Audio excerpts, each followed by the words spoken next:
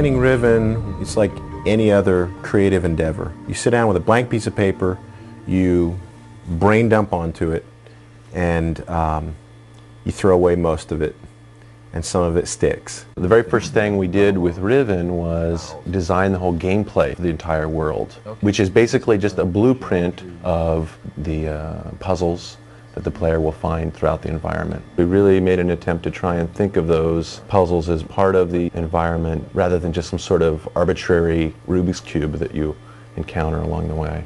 Obviously it starts exactly where Myst left off, and from there it all changes.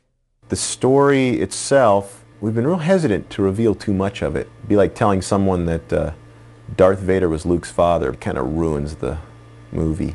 And we don't want to do that. We want people to be really impressed and get the rewards they deserve for waiting for 4 years.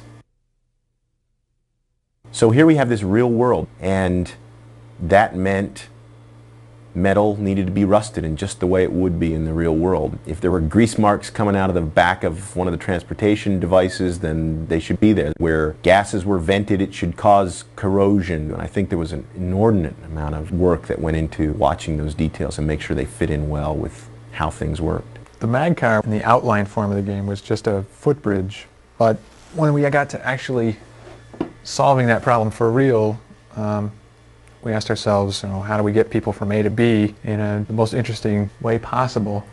And I think at one time we were going to have some sort of boat-like thing, right, but realized that the boat would probably have to be on tracks or something because people would be able to go anywhere. So we eventually wound up with the mag car, which is basically just like a deluxe horizontal elevator.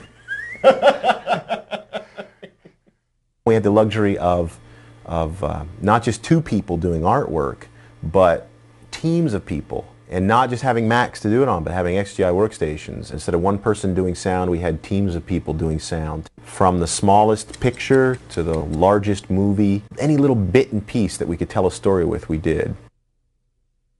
We've spent 4 years working on this thing. Putting this all together was a monumental task. Almost 5,000 pictures and 3 hours of QuickTime, hour and whatever of music and sound, and astronomical amount of data. Keeping track of it and putting it together was unbelievable. We stacked up 9 gig drives like I think people stack up floppy drives. So many movies rendered and pictures rendered and sound effects created. There's certain movies that people put that kind of time and effort into, and after you pay your $7 and see the movie, you think, man, I got my money's worth. And I hope that's what this is to people. I hope that feels the same way.